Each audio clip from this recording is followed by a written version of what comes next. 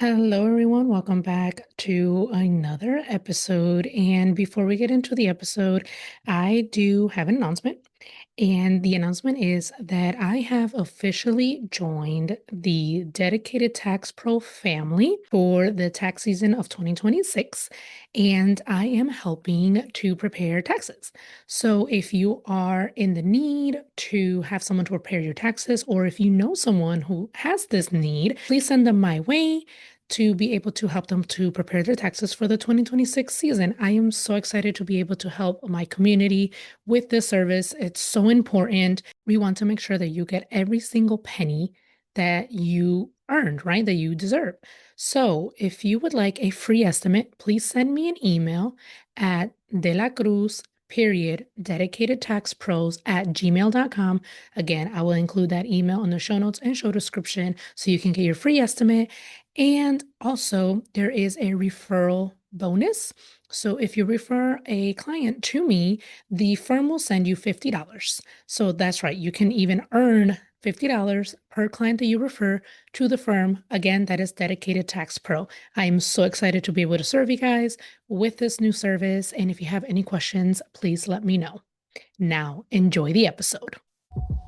Welcome to the American Dream in the Eyes of Immigrants podcast.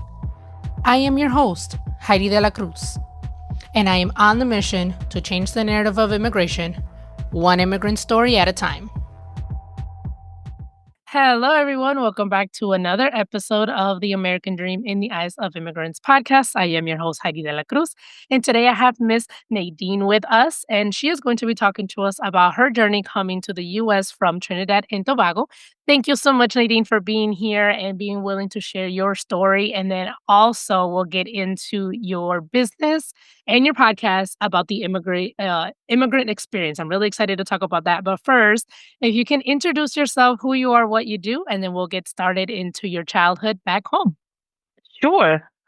So my name is Nadine Huggins. I live in Brooklyn, New York, and I am a social worker. And currently, my day job, is that I am employed. I work with like in a pediatric hospital, actually, in a specialty pediatric hospital here in New York. So they deal with like children, very sick children with and that hospital has oncology and cardiology, those type of things for little Yeah. kids. So that's my day to day, which is very busy, crazy, Yeah. helping people. And yeah, and before that, before I went to graduate school, I actually worked for 5 years I'll say their name because I like them, but it's at a place called CUNY Citizenship Now. It's a city university in New York.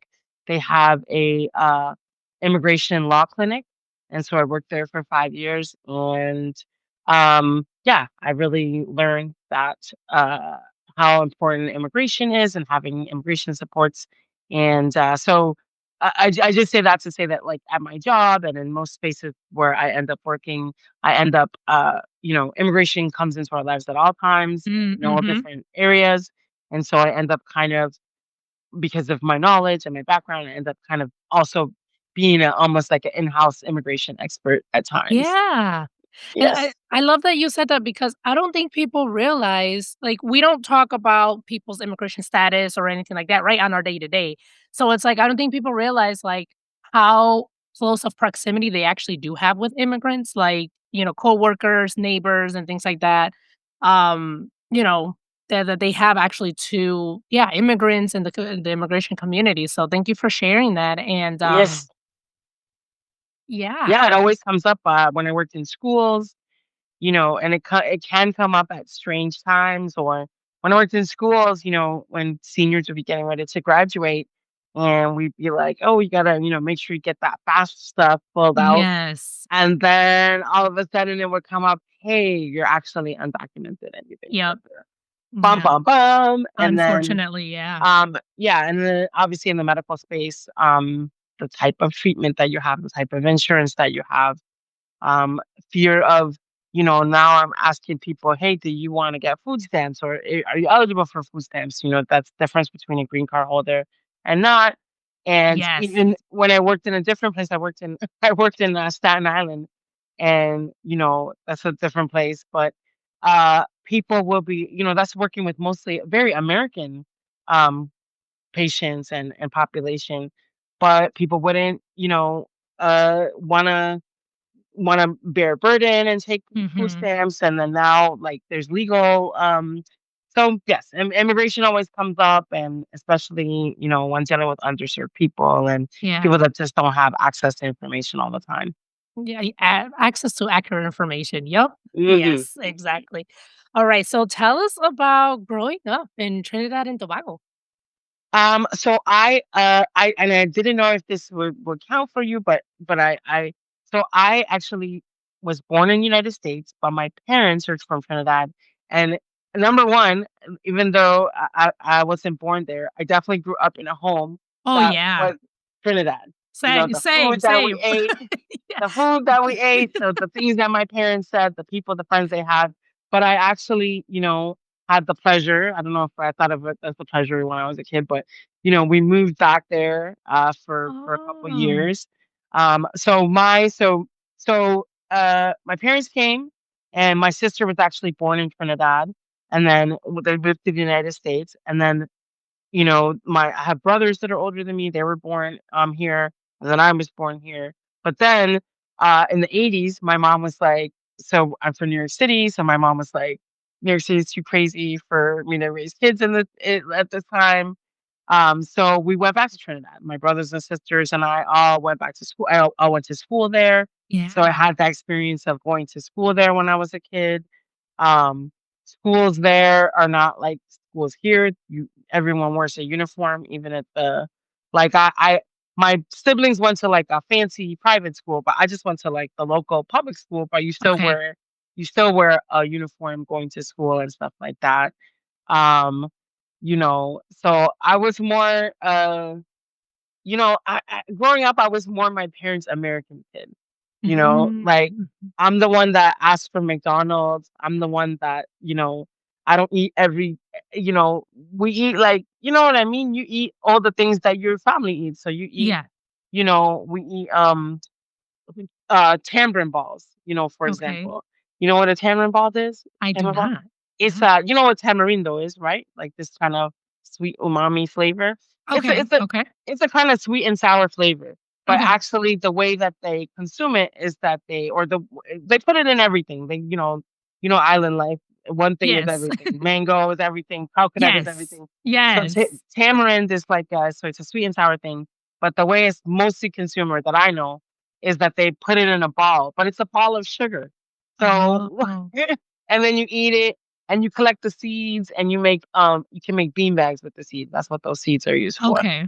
But I like that, but I don't like they like a lot of sour plums. So I'm like the one that's always like, oh, like I don't like this or I don't Yeah, yeah. or I pick and choose. And then my parents were just very, like I said, like I don't know if they said it point blank like that, but I definitely understood that, um, even though I lived half and half, and then we Yeah. moved back and stuff like that. But I definitely grew up with the understanding of like America's outside, like Mm. like outside the door is America, Yes. and then when you come in here, this is the home that we live in. I was not allowed to. I mean, my mom was pretty strict, and there was no slang in my house. There was Yeah. no, so it was like half and half and half. Like I feel Yeah. like I grew up there in a way. I grew up very much involved in the culture, and culturally I'm extremely Trinidadian. I think as the older I get, the more I realize how, Trinidadian I am. I actually so that was like growing up, and then uh I actually had this experience which was so strange. I went to I grew up there, and I'm from Brooklyn, and I uh grew up in all kinds of places, but I really grew up in Brooklyn a lot, and like in Toronto, but I grew up all around immigrants. Yeah. Basically, like my coming up was just always with immigrants and around immigrants. And then I went to graduate school here in New York, and it was a school that I couldn't understand what was so different about myself and my colleagues, like, Mm. um, I didn't get it. Like, for 6 months, I remember at the time, I always think about this story. They were having Starbucks coffee, and at the time, McDonald's had $1 for any size coffee. And I was Oh, like, "Imma get this $1 coffee. I gotta get, yeah, catch this deal." But everybody wanted Starbucks, and I was like, "Why are they so, like, proud of their Starbucks?" And I'm like, "I gotta save this money." yeah, And after a time, I realized, oh, it's because, like, for immigrants, like, saving a buck and being, getting the good deal is the jam. But this yes, was America, and I was, like, surrounded. It was like a out of focus, in focus moment when I was like, yeah, "Oh, like, we're different because 'cause I'm an immigrant and, like, I have immigrant values, and you guys are, like, Americans." And so that was kind of probably what was growing up for me.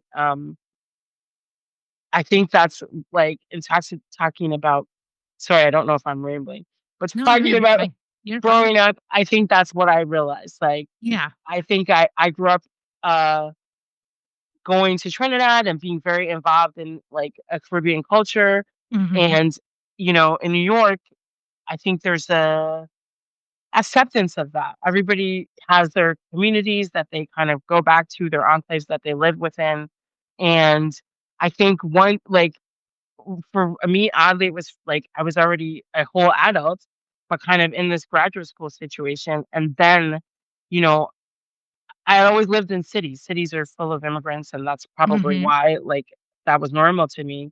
But in this school situation, it's all these people coming from all these different places in America. And I was like, oh, like, I'm different from them. And I think yeah, that was one of the times that I first realized, like, you're an immigrant and these people are like, these are the, I don't know what you wanna call them, natives or these are the yeah, local, yeah, yeah, but I think that was it. I think I just grew up, so entrenched in the community, mhm, um, and then I didn't even realize how indoctrinated I was as an immigrant until I was, like, actually face to face with the other culture, going to school with them, being with them, and then I was like, "Oh, man, I'm different. Like, this is different." yeah. Um, I don't know if that answered your question, but that's what No, growing up you that's what touched growing up immigrant was like for me. and you touched on a lot of things that, like, other guests have mentioned as well, especially, like, being children of technically, you're a child of immigrants since you were born here, although you lived in, Trinidad, so you have that also that immigrant experience, but, like, I've had guests tell me that too, that it's like, we're the family were living in the United States, but it's like once you're at the house, you're, like, no longer in the United States, it's like so, for example, I had a guest who was from Nigeria, right? She said the same thing. She was like, "My parents were wanting to keep our traditions, and they were really big on that, and so it's like once you step foot into our house, you were in Nigeria. You were, like, no longer in the United States, like, the food, the culture, the music and everything was always from Nigeria, and it was the same thing in my household as growing up, with Dominican parents, Dominican immigrant parents. It was like we spoke Spanish, we watched the Spanish channels, there was even a point where we were able to actually get channels from the Dominican Republic, so we were watching the news, we were watching shows from the Dominican Republic, like,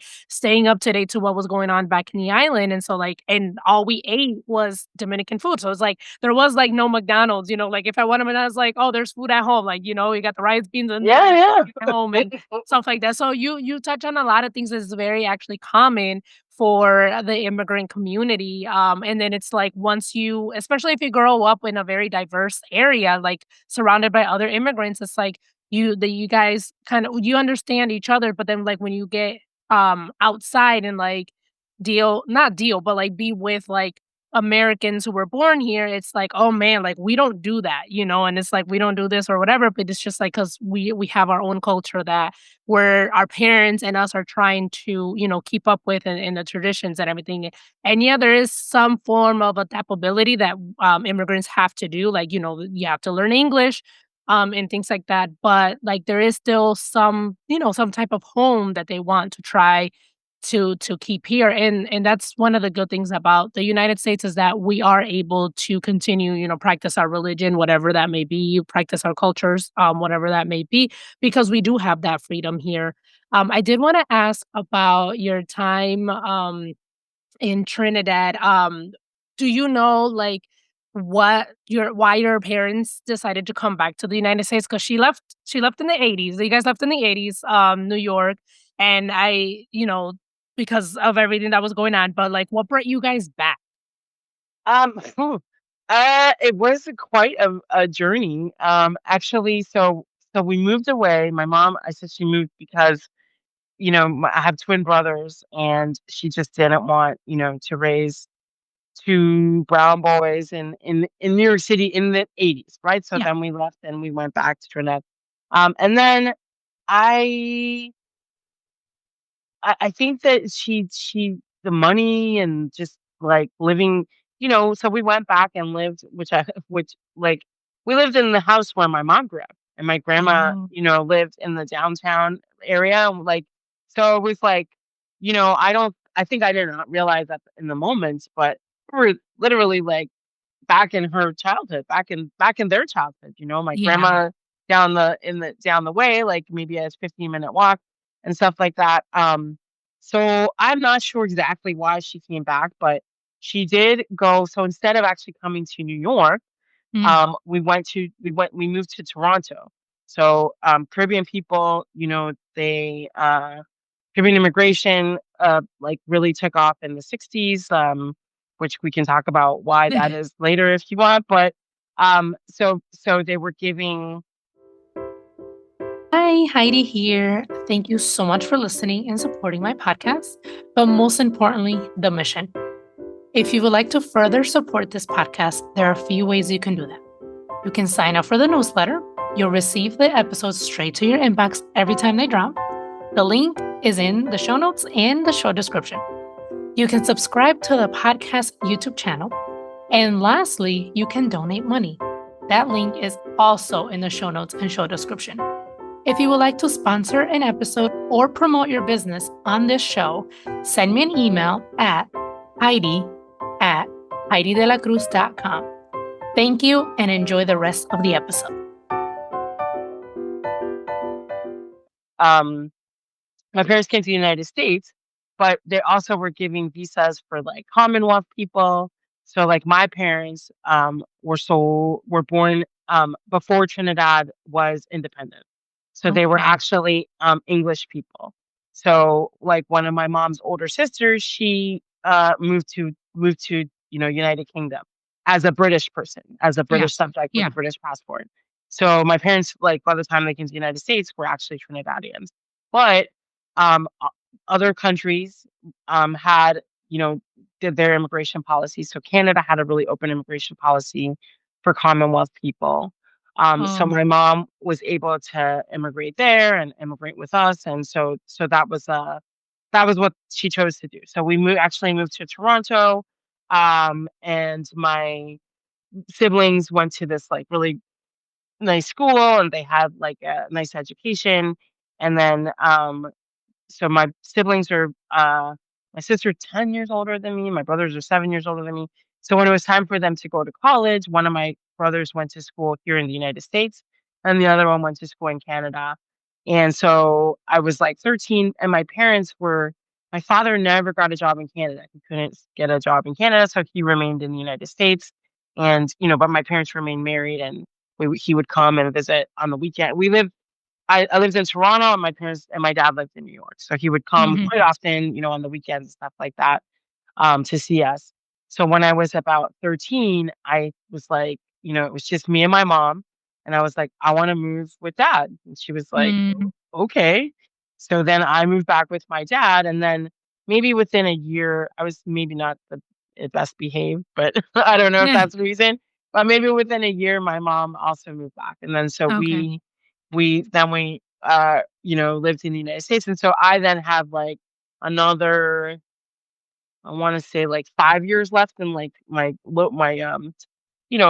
school, middle school, Yeah. whatever, and so my mom moved back here, and, luckily, my parents were able to reestablish their lives here. My father was always living here, so he was here. So Yeah. my mom was able to get a job, and then, I went to high school here, and then, like that. So that's kind of, it was sort of me that made them move Yeah. back here. Oh. Um, but and then I guess like my aunt lives here. Like, my mom had many siblings. Yeah. So they lived kind of in all those places in Canada, in the United Kingdom, and then here in the United States. So the person I guess that lives here was she just had one sister living here, and maybe it was nicer for her to be here, probably nicer for the sister and stuff like that. So, and because we lived actually like rural immigrant style around the block, around the corner from my aunt's. Yes, from each other. So, my parents stayed and like they have their life, and then I guess one day my parents bought this house where I am right now. And then my aunt, moved, like, so she just stayed here and they just established her life here and stuff like Yeah. that. So that's kind Yeah. of how that, but it was me that wanted to come back and be with my dad. And my dad kind of couldn't go to Canada because he couldn't find a job, so he had a job Yeah. here. And then my mom was able to come back here and was able to like do her same job here. She might uh so she was able to get a job, and so that worked out for them and worked out perfectly for me. So, excuse my ignorance with Trinidad, and because you mentioned that, they were under the British rule. So I'm wondering, what is the official language in Trinidad? Is it English? Like British So English? official English is English. Yes, it's very Okay. uppity British English. Um, I mean, the capital city are called the Port of Spain. So Trinidad itself, I do know things about it. Yeah. I am a citizen of Trinidad, but Trinidad Okay. itself is the lowest. There's Upper Antilles and Lower Antilles, so it's the lowest Antilles. It's actually very close to Venezuela. So it sits just kind of on the equator, right above Venezuela. Okay. And because of, I guess, its location, a lot of people, it kept changing hands throughout history. So it did Mhm. belong to Spain at one point, but then the British, I don't know that history exactly, but British had British rule. So then it had British rule for a very long time, and the people there speak a very, I mean, everyone code switches, but people there speak very like proper English. Um, Mhm. and so yeah, so that, and I think they're at their 60, I want to say 62nd or 60. I don't know what, I just looked this information up, but then they were, like basically, I don't know what that word is, but emancipated by the British, but Okay. they're still a Commonwealth. So Okay. many islands in the Caribbean are, they're all Commonwealth. So it's just about how their government works and how their parliament is and stuff like that. It's related to that kind of stuff. But they are an independent nation, but they still are under British rule. Gotcha. Thank you for that little piece of education, I yeah. for me and for the audience, but mostly for me. So I want to get into your company and your blog, The Immigrant Experience. And so tell us a little bit what it is and why did you start it? Hmm. Okay, what it is it's a, designed, or the purpose is to empower and inspire immigrants. Um, it's it's not a brick and mortar business, so it's basically lives online. I have a blog, and then I have a Instagram where I kind of try to disseminate information. Um, so that's mostly what it is, and it's essentially like it's a kind of a cultural company. It kind of aims to support immigrants and build community. That's the purpose of it. Um, and then why I started it is a little tricky. I started it in that same graduate school. I had this professor, one of the assignments that we had in school was to talk about um, talk about an issue that we don't know about, or bring to light something that we haven't heard as yet. And people brought great things to the class. They brought, wheelchair companies that will service internationally underserved people and stuff like that. Well, I brought a friend of mine to the class. He is an immigration lawyer, but at that moment, he was actually undocumented. He was out of status. Mhm. Um, and it's because of the way that our here in the United States, the way the immigration that we have right now is chain migration, which is that you can get a green card through your U.S. citizen spouse or your U.S. citizen child if they're over 21.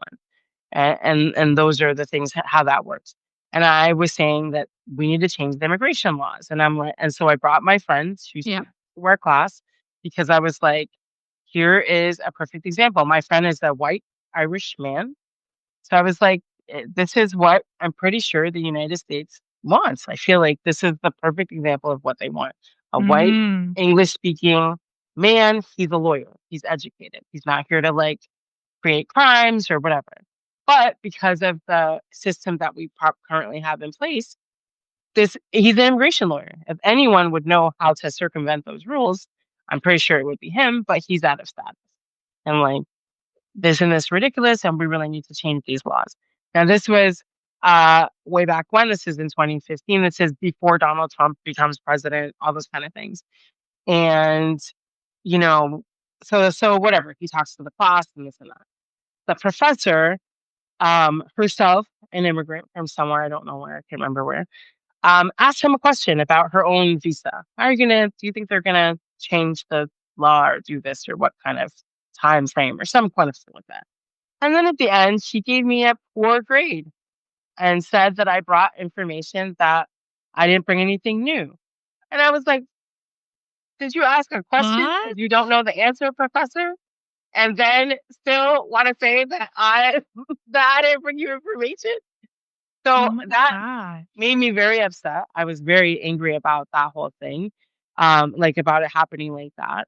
And then the next year, Donald Trump becomes president and stuff like that. But at that point, I was kind of like, you know what, like I had been working in immigration. I said I worked in immigration before going to grad school. And one of the things I knew, like, from the research I did before starting my blog and, trying to um, come up with how is this going to exist. I really started a company kind of not knowing really what I was doing. Yeah. But I was like, I feel like the one thing for immigrants is that they need this information and they're always fearful. They're always like, when I work with Yes. them at citizen of so CUNY citizens now they would do citizenship events, but they would help people fill out their citizenship applications. You could speak to an attorney. Everything was for free. And, I would be like, well, why didn't you've been a green card holder for 20 years. Why didn't you do this before? And it would be essentially, ultimately, a lot of fear. Yeah. I gave you this form to go home and fill it out. It's your information. It's your name. It's your address. Why didn't you fill it out? I was afraid to get something wrong. Right. So if Mm. that's how they are about that, and then like, how would they be like, they're so fearful of getting it Yeah. wrong, of making mistakes. Right. Somebody, it's like people that I learned to speak Spanish because I had to teach myself. But how many times do you speak to people and they go, "Oh, I don't speak any English," and I'm like, "But you just said that to me in English." Like Yeah. you, oh, That's true. but they're afraid, right? So there's Yeah. fear, and then when you try to Google or look up immigration information online, like mostly it's available on USCIS website. So I'm afraid to find out this information. There's things that are happening that are affecting me. I'm nervous about them. But the only place I can find out information about it is on the government's website. The only place I can ask a question on it, unless I go to pay a lawyer, is on the government website. Yeah. I'm Yeah. afraid of the government. How Yeah. do so that was kind of my purpose. To build community, because I think, I felt like I rambled in the beginning, but you said a lot of things that immigrants say, that experience. And The so, immigrant experience. yes, Yes. and so that's Yes. kind of what I was like. I was like, people, the media, the Donald Trump, whoever are trying to be so divisive and divide us. And there's, Yes. I've had people come at me online and be like, "You don't like whites." I'm like, I don't care. I don't not like whites. That's not true at all. And how can that be? White people are immigrants too. Lots of people are immigrants. And I Yeah. feel like immigrants have so much of the same, have more experience in common than they do apart. Yep. If you're the child of an immigrant, like my parents speak English, but if you're the child of an immigrant and they don't speak English, well, you're a lawyer, you're even a Yes. translator for your whole life. You've been reading. What does this Yeah. say? What does Yeah. this mean? How do you You've not been, know what that means? Don't you know yeah, English? Like, you've been reading like important documents for your family for mad long. yes. Like, so I just feel like, hey, like we have more in common than we have apart. And there also just needs to be a place where people can find that information that they're not afraid to go to, Mm, that they're not, that's not going to make them feel like, oh man, like if I type this into the search bar, what's gonna happen? If yeah. I, like, and I think that, like I said, like you know, whoever your audience can at me if they want, but Yeah. like I just feel like when I look online, like when I was starting, the blog and starting out this way, I was looking. I'm like, does this exist? When I look for this information, does this exist? No. Yeah. Like, and some of these things are very complicated. Oh my gosh, yes. Right? So, like, how do you find that information? Where is it available? And I try to make it more available, more accessible. So Yeah. it's sort of the duality. A, building the community, helping to build community, helping to inspire people to recognize, hey, we're not that different. We're actually in this together. Yeah. A Russian person, a Spanish person, me, like, we're all like eating weird foods that our American friends don't know about. We're Or all that they smell, but that it they tastes so smell, good. yeah, yeah, that smell, Yeah. and learning to like and be empowered and have access to that information, and then also, hopefully building pride. I Yeah. remember, uh, like even so this is so silly, but m- my mom cooking curry. I remember when I was a kid, and I'd be like, oh my, like all my clothes are gonna smell like curry now. I'm gonna go to school, Yeah. and I Mhm. remember just recently in the last few years coming home and smelling curry and being like, I'm home. This is Oh, it. yes. I'm about to get my life right now. Uh, And that shift of like pride and being happy and being celebratory. And I think that um in this environment, uh, you know, that's what it's funny. I started this company so long ago, and it kind of, was coming up with how am I going to do it? How am I going to build it out? Blah, blah, blah, blah, blah.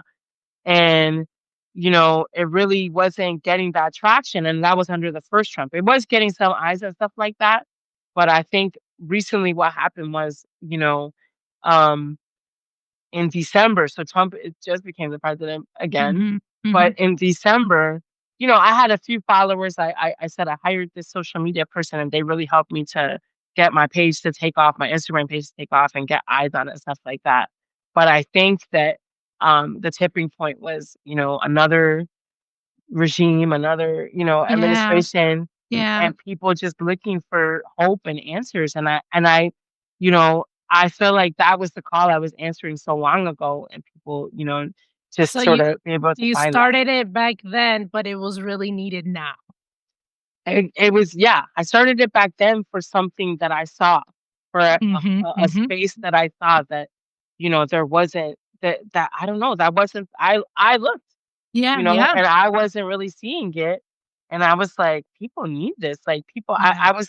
I was sure that people needed it. And I feel like, like I said, it got a little bit of eyes, little bit of eyes, little bit of eyes. But I think that in this temperature, Yeah. people really reached out and saw something that they really hopefully like connect with. I feel like, I definitely get also some bad actors and people that wanna, Yeah. and that's always gonna be the case, but I feel like, Yeah. you know, yeah, definitely people needed it then, but I wasn't prepared. I wasn't, up to the speed where it needed to be. Not that I am now. I'm still Yeah. going, still working. But I I feel like people definitely saw what was what. I've realized that, those bad actors or those negative comments, they usually come based out of ignorance, like just not understanding the process or just not understanding immigration in itself because honestly, it's such a complex system. It's a very outdated system that we have here in the US and it's really hard to navigate, and that's what a lot of people don't understand or know. And so, yeah, when I see, comments and I'm just like, this person just doesn't understand, they just don't understand it. Usually ignorance and then that fear of the other that has been Mhm. placed by the media, unfortunately. I just recently went to a business conference, and I was talking to somebody about what I do, and I told her that I was a podcaster, and I told her the basis of my podcast, and she was very intrigued because she herself was a child of immigrants, and so she was interested in being on the podcast. And then she asked me, she was like, "So when you tell people like what your podcast is about, like, do you get like any negative, feedback or anything?" And I was like, "No, honestly, like when I sit down and talk to people about what I do, it's genuinely like they know how important it is to share these stories, but it's just like, unfortunately, the negative narrative has a higher or has a louder voice because of the media.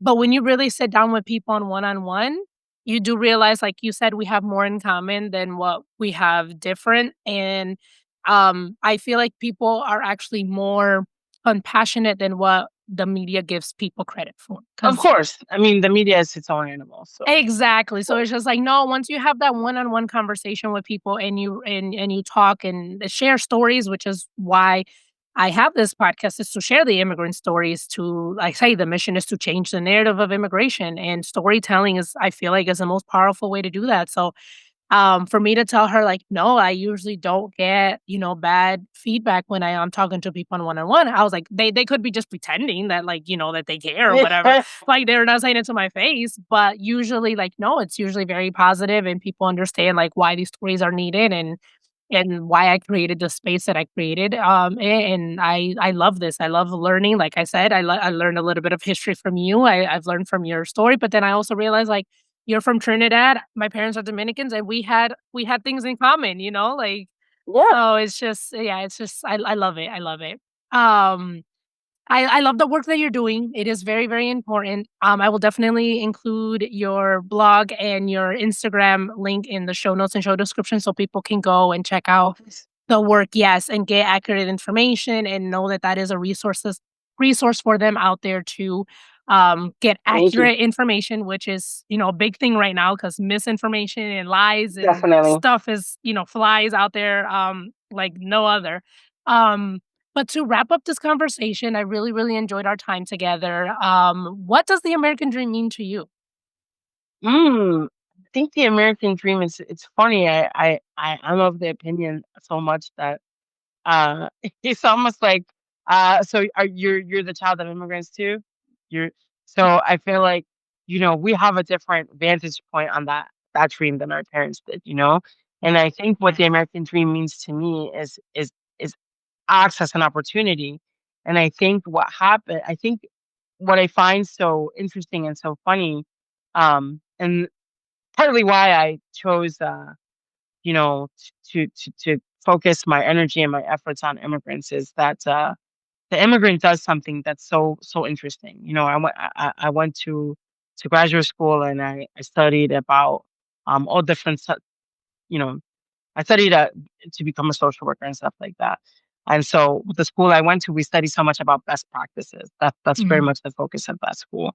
And so um, Americans, uh, what we call Native American, not Native Americans, but Native born Americans is not what I native say. born Yes. Americans, right?